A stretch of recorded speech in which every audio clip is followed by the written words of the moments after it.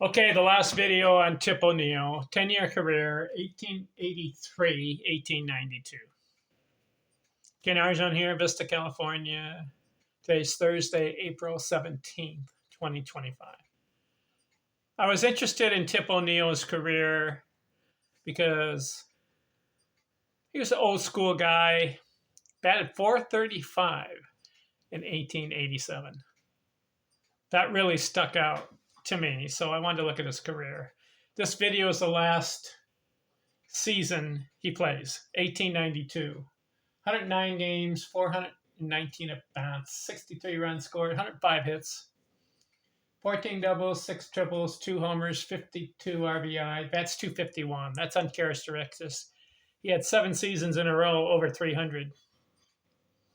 339 on base, 327 slugging, 137 total bases. All right, let's evaluate Tip O'Neill. 10 years, not enough for the Baseball Hall of Fame. Played 1,052 games. 4,248 at bats. 879 runs scored. He had 5 seasons over 100 runs scored. 1,385 hits in 10 years. Good amount. His highest was 225 hits in the 1887 season. And that was only in 124 games. He had played 154 games. He would have had over 260 hits in the season. 92 triples, 222 doubles, 92 triples, only 52 homers, not a slugger. He had 757 RBIs career, 3 100 RBI seasons, 420 walks, only struck out 194 times, and over 4,000 at bats. Good ratio there.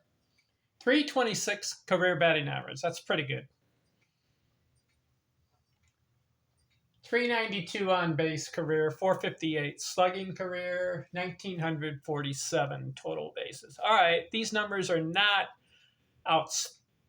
astronomical or outstanding, and they're not good enough for the Baseball Hall of Fame.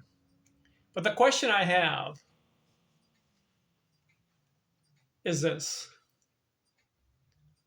Who are the greatest hitters of all time as far as one season?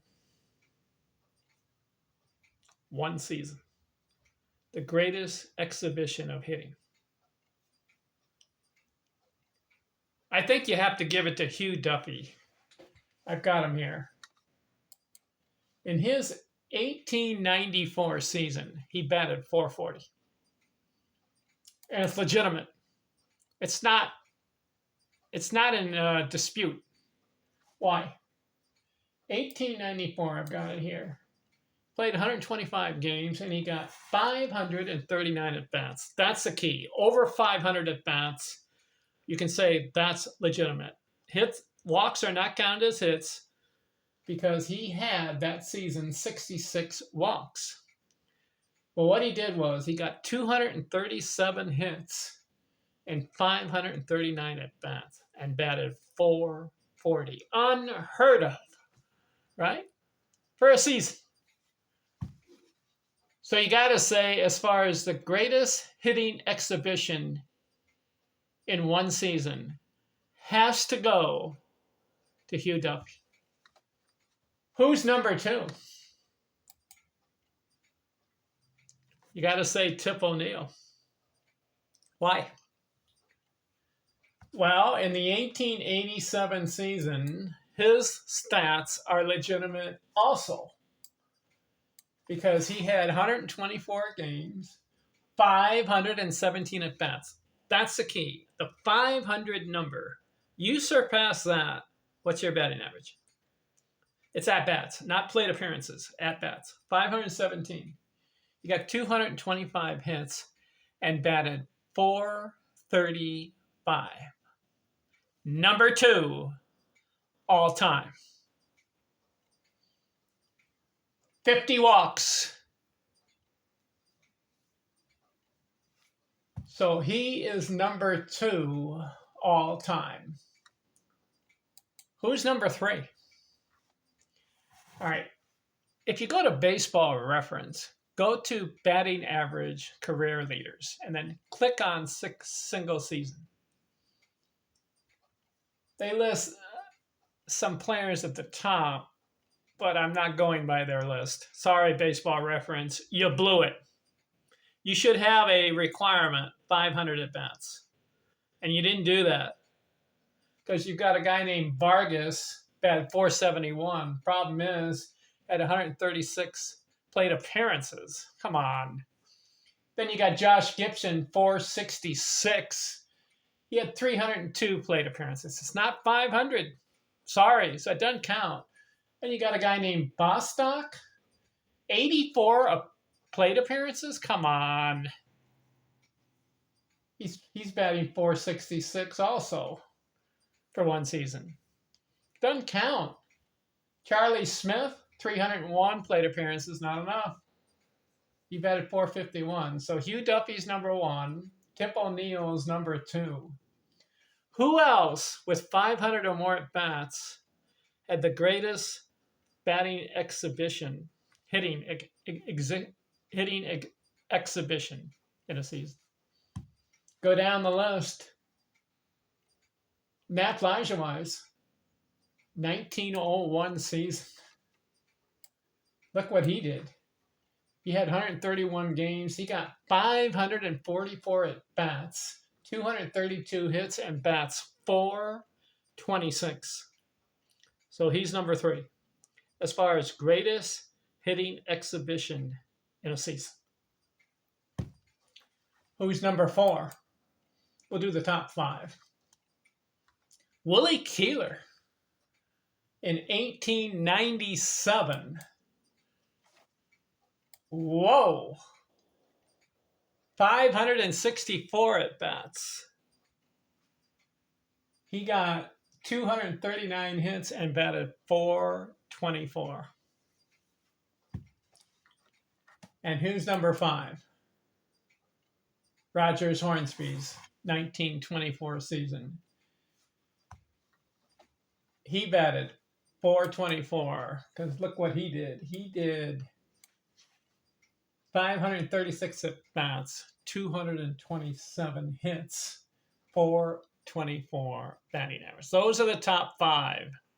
How about Tip O'Neill, number two? That's why I covered him in my YouTube channel.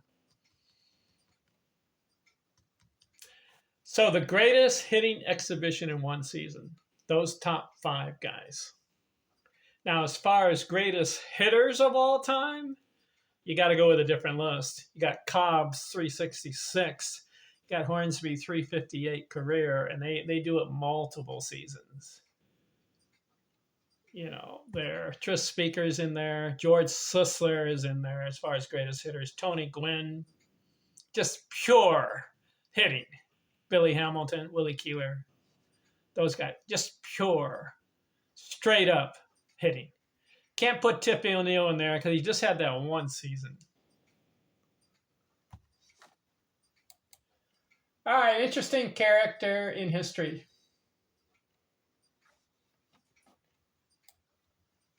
What I like to do, I like to recap what I've done, just for the fun of it. All these guys that I'm going to mention right now have a career 300 or better batting average. That's what they have in common. So starting with my episode 1001, I started looking at all these guys' baseball seasons and box scores. Just recapping it, and then I'll reveal who I'm going to do next. All these guys contributed to baseball in a unique way. They had something distinct and unique about their career. That's why I've been covering them. Babe Ruth, Ty Cobb, Lou Gehrig, Stan Musial, Tris Speaker, Rogers Hornsby, Ted Williams, Tony Gwynn, Ed Delonte, George Sisler, Jesse Burkett, Joe Jackson, Willie Keeler, Billy Hamilton, Harry Heilman, Joe DiMaggio, Bill Terry, Lefty O'Doul, Dave Orr, Dan Brothers, Pete Browning, Nap Lajoie, Al Simmons, Sam Thompson, Cap Hansen, Jimmy Fox, Honus Wagner, Willie Mays, Henry Aaron, Hank Greenberg, Hugh Duffy, Eddie Collins, Paul Wainer, Lloyd Wainer, Chuck Klein, Sam Rice, Roberto Clemente, Henny Manouche, Pete Rose, Rod Carew, Kirby Puckett, Ross Youngs, Joe Medwick, Joe Sewell, Earl Averell, Richie Ashburn, Charlie Gehringer, Mel Ott, Jackie Robinson, and I just finished Tip O'Neill. Who's next? Going down the list, my requirement is 300 or better career batting average. That's why I'm not covering Mickey Mantle, Barry Bonds, Frank Robinson, Reggie Jackson. They're all below 300. Sorry, guys. I'll get to you eventually.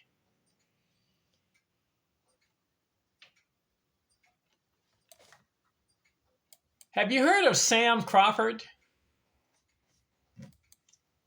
Why am I going to cover him?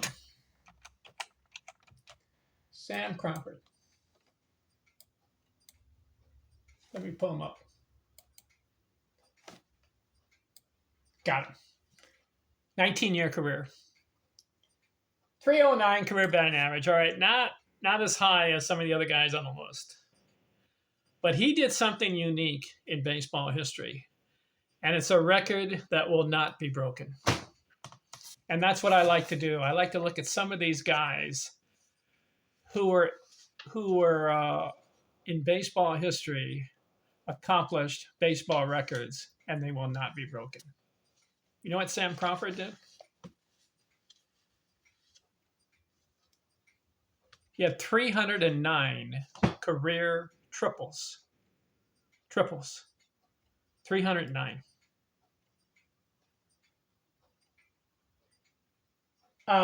He played 19 years. 17 of those years, he had double-digit triples in the season. And so out of that 19-year career, he got 309, and nobody has more. Not Ty Cobb, not some of these fast guys like Willie Keeler, Billy Hamilton, even Rickey Henderson. They couldn't match the triple output of Sam Crawford. Incredible. So I'm going to look at this guy's career. I'll devote a video to each season. Let's analyze him, Sam Crawford. Ended up 309 career batting average. And you know what else he did? Kind of frustrates me. He had 2,961 career hits. 39 hits shy of 3,000. And here's the thing that really bugs me. He stopped playing at age 37.